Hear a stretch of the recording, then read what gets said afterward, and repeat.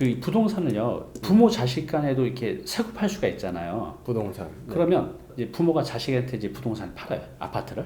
네. 자식이니까 좀 싸게 해주고 싶을 거 아니에요. 그럼 예를 들어서 10억짜리를 5억에 이렇게 매매 계약을 해도 문제가 없나요? 세법적으로? 세법에서 이제 네. 그 범위를 정해놨어요. 그래요? 무조건 막 반값에 거래하게 하진 않고요. 네. 올리거나 내리는 정상적인 범위를 네.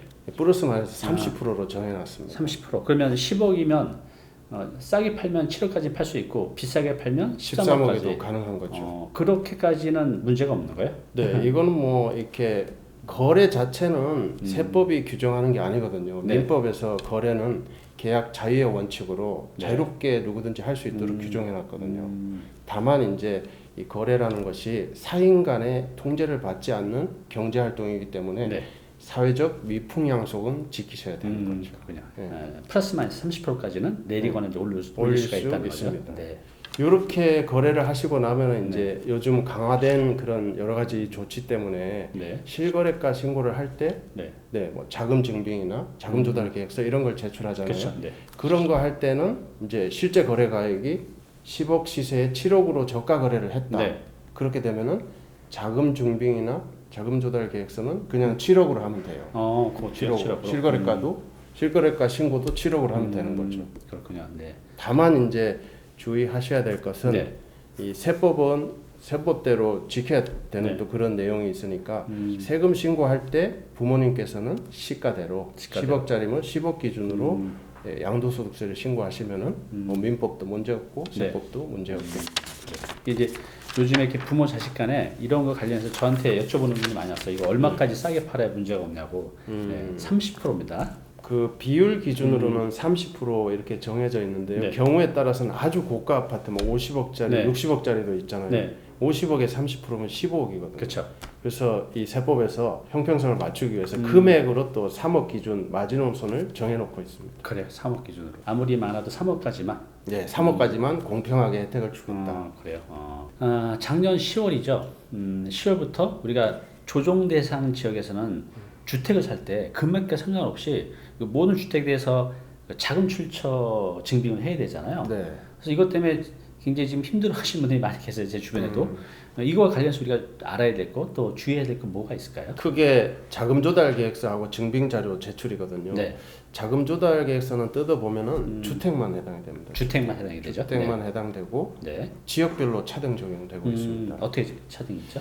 투기 가열지구는 이제 100% 전면 제출이고 네. 나머지 지역은 과거와 동일하게 6억 이상 거래할 때만 제출하고 6억 이상만요. 그대로 있습니다. 그대로. 그러니까 규제 지역은 금액과 상관없이 모두 다 100%고요. 100% 제출. 네. 비규제 지역은 6억 넘을 때만 제출. 네, 그렇군요. 그다음에 주택만. 그죠? 주택만 네. 해당됩니다. 증빙 자료를 제출해야 되는데 증빙 자료는 크게 나의 돈하고 남의 돈 두 가지로 나눌 수 있잖아요. 네. 자기 자금은 뭐 예금 잔액 증명서, 주식 잔고 증명서, 그다음에 뭐 부동산을 매각했으면 부동산 매매 네. 계약서 등이 있을 수 있고요. 네. 남의 돈 증빙 자료는 부채, 은행 차입금, 대출, 뭐 대출 신청서, 네. 뭐 또는 이 전세를 줬으면 전세 보증금 이런 그 임대차 계약서 네네. 그런 게 있을 수 있겠습니다. 그렇군요. 특이하게도 두 번째는 네. 법인에 대한 강화인데요. 법인은 기존에 법인이 주택을 구입하면은 네. 그냥 일반적인 법인에 대한 일반적인 사항만 제출하면 됐거든요. 네. 그런데 법인의 경우에는 네. 주택 취득 목적도 이제 제출해야 되고 네.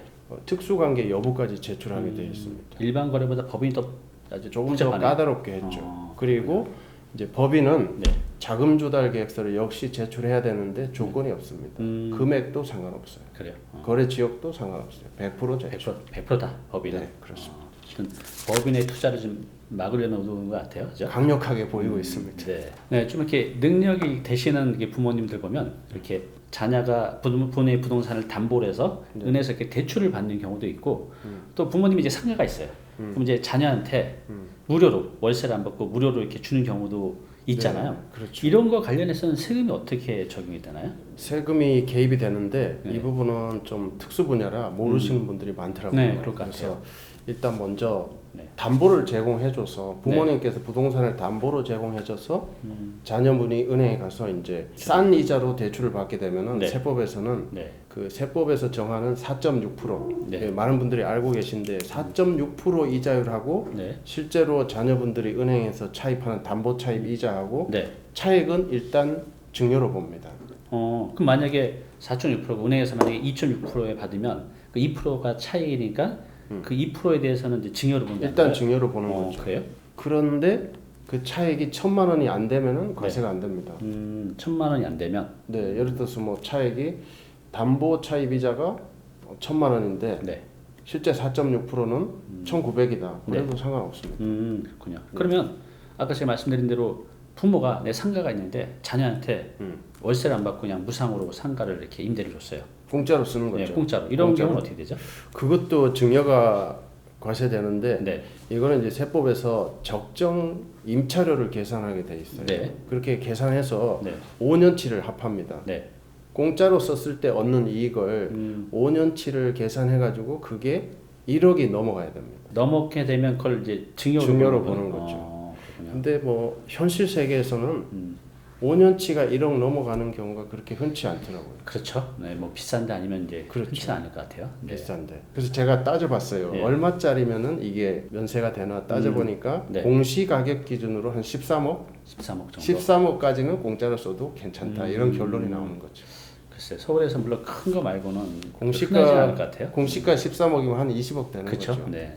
우리가 이제 부모 자식 간에도 부동산을 사고 팔 수가 있잖아요. 네. 근데 부모 자식 간에도 돈을 빌리고 받을 수 있죠.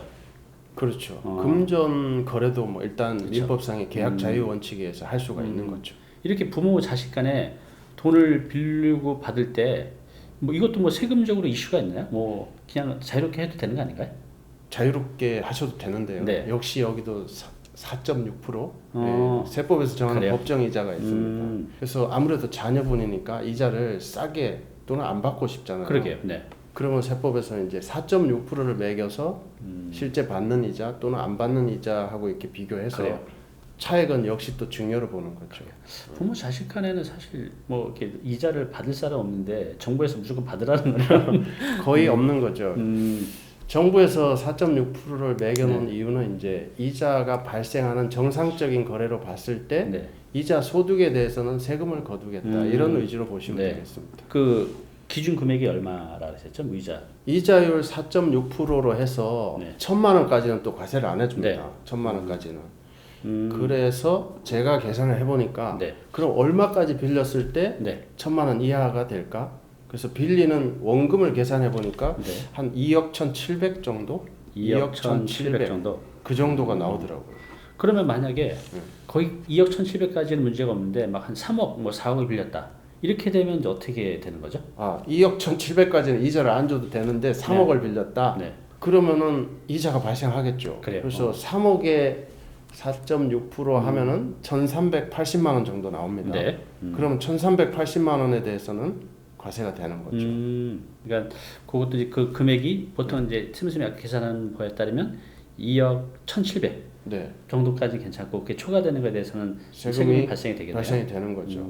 그래서 2억 1,700까지는 차용증 써도 사실 이자를 안 줘도 문제가 없어요. 그렇군요. 2억 1,700까지는. 근데 대표님이 말씀하신 대로 3억을 자영증을 쓰고 이자를 안 줘버리면은 4.6%에서 1,380에 대해서 이자 소득세를 물리는 거죠. 그러니까 증여세를 물려버리는 거죠. 아, 증여세를요. 네. 그럼 그 이자는 그 빌린 사람이 빌려준 사람한테 매달 통장으로 이렇게 입금이 돼야 되겠네요. 인정이 되죠. 그래야 입금이 인정이 되고, 되는 거죠? 네, 아. 입금이 되고 이자 소득세까지 신고하고 소득세까지 납부까지 해야 100점짜리가 되는 아, 거죠. 그렇군요. 아, 이거 복잡하네요. 부모 자식한테 돈 빌리는 것도. 이자 주고 세금 잘 내면 괜찮습니다. 네, 알겠습니다. 그 우리 일반인들이 뭐 아파트 말고 뭐 월세나 또 투자 상품으로 많이 하는 게 이제 다가구 주택하고 이제 다세대 주택이 있는데 이 둘의 차이를 잘 모르시는 분도 굉장히 많아요. 이 둘 차이에 따라서 세금도 많이 달라지잖아요. 네. 어떤 차이가 있죠? 이거는 이제 건축법에 나와 있는 내용인데요. 네. 건축법에 보시면은 이 부동산의 용도별로 건축물의 종류가 나와요. 네. 거기에 보면은 이 단독주택과 네. 공동주택 두 가지가 나오거든요. 네. 이 단독주택에 다가구가 들어가고 네. 공동주택에 뭐 아파트, 다세대, 연립 이런 게 들어가는 거죠. 겉으로 보이면 거의 똑같은데 이게 다가구냐 다세대냐에 따라서 다가구는 그냥 1주택인 단독주택이고 다세대는 만약 그 안에 10세대가 있으면 열채가 되는 열채가 되는 열채가 거죠. 되는 거죠. 많은 차이가 있군요. 엄청난 차이가 세제 혜택 면에서는 네. 세법에서 볼 때는 엄청난 차이가 그렇죠. 있는 거죠. 그러면 지금 이제 만약에 이렇게 다세대를 갖고 있는 사람, 또 다가구를 갖고 있는 사람, 특히 요즘 주택 수가 많으면 여러 가지 세금이 불리하잖아요. 다주택자로. 네. 이런 어떤 꿀팁이 있을까요? 이런 세금을 이제 줄일 수 있는?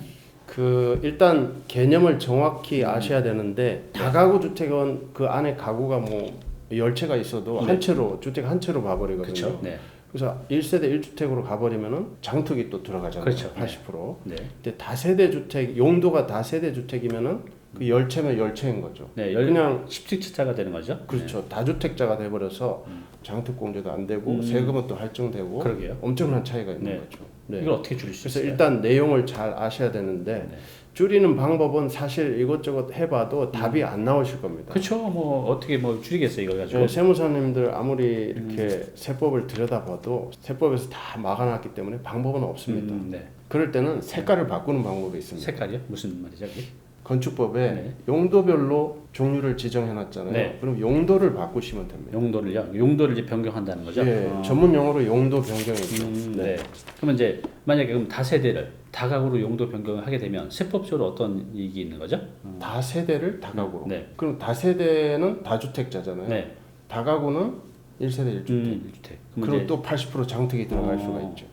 그러면 이제 만약에 지금 내가 다세대 건물을 하나 갖고 있는데 내가 이제 다주택자라서 뭐 양도세나 여러 가지 세금 혜택에서 내가 불리하다고 하면 이거를 다가구 주택으로 용도 변경해서 이제 1주택자로 내가 만들 수도 있다는 거죠, 이거를. 그렇습니다. 그럼 이렇게 되면 이제 세금 혜택이 엄청 크겠네요. 일단 다가구로 바꾸고 2년만 보유하시면 1세대 1주택 비과세가 네. 바로 적용이 그렇죠. 되겠죠. 네. 네. 그래요. 그래서 지금 아마 이런 분들도 많이 계실 거예요. 그래서 8년이 또 갖고 있자니 보유세나 또 양도세 부담이 있는 분들은 요게 될 수도 있고 안 될 수도 있거든요. 근데 대체로 되는 경우가 많이 있습니다. 그래서 한번 알아보시고 세금 비교하셔서 괜찮다고 하면 이렇게 다가구로 용도 변경 후에 매각하는 것도 괜찮을 것 같죠, 그렇죠? 네, 그렇습니다. 네. 제가 이런 사례가 있었어요. 네. 다가구로 가지고 계셨던 분이 네. 그 판매를 좀 해서 자금 회전을 하시려고 다세대로 바꿨어요. 그래서 네. 몇 차례 이렇게 팔다가 뭐 최근에 세법이 엄청 바뀌었잖아요. 네. 그 이 사람이 깜짝 놀라서 저한테 연락이 와서 네. 안 그래도 아파트 사는 데도 있고 한데 이게 다세대라 네. 세금 팔려니까 장기 보유 특별공제도 안 하고 세금이 어마어마하다. 네. 방법을 찾아달라고 반 협박을 하시더라고요. 그래서 어떻게 됐어요? 그래서 그럼 다시 다가구로 바꾸시라. 그럼 바꾸면은 가구는 어떻게 되냐?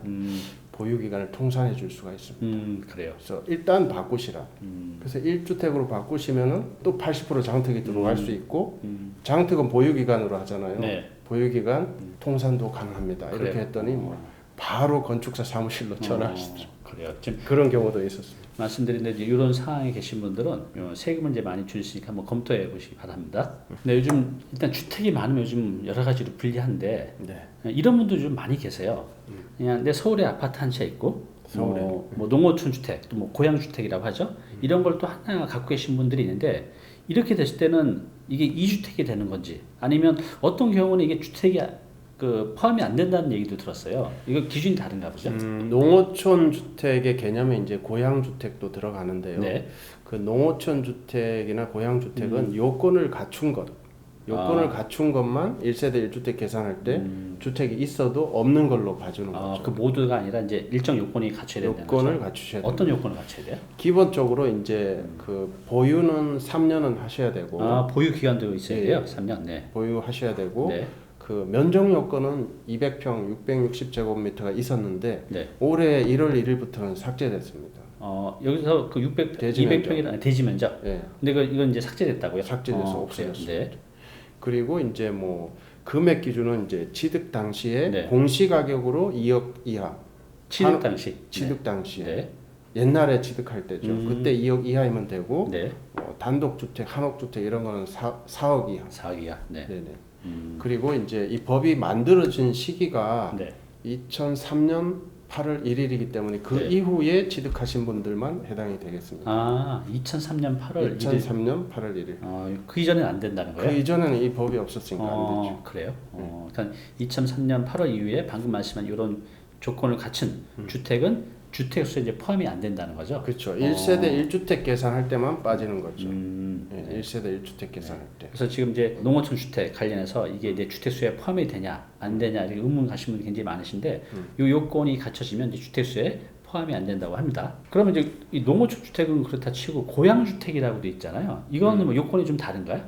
대동소이한데요. 네. 일단 고향주택은 조건이 두 가지가 있습니다. 주민등록에 실제로 10년 이상 올라가 있어야 되고 10년 이상이요? 네, 10년 이상. 네. 그리고 법원에 이제 가족관계부에도 공이 10년이 올라가 있어야 돼요. 네. 일단 이 조건 두 개가 맞아야 고향이라고 인정해 주는 거죠. 네.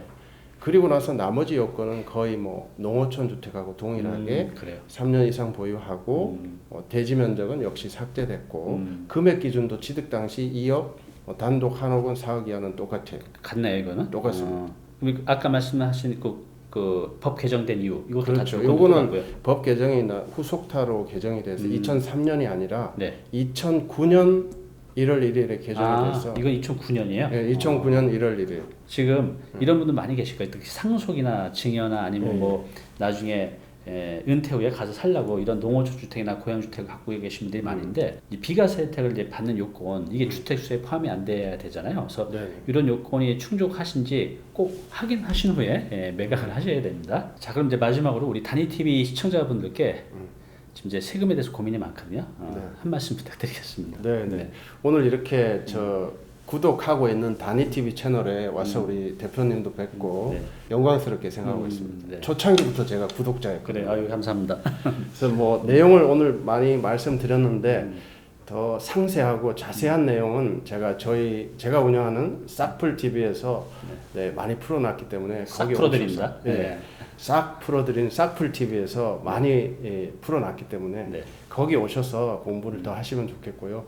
더 궁금하신 사항은 우리 다니 TV로 연락을 주시면은 일부 필요한 자료는 보내드릴 수도 있고 상담도 해드리도록 하겠습니다. 네, 감사합니다. 이렇게 오늘 나와주셔서 감사합니다. 네, 감사합니다. 네.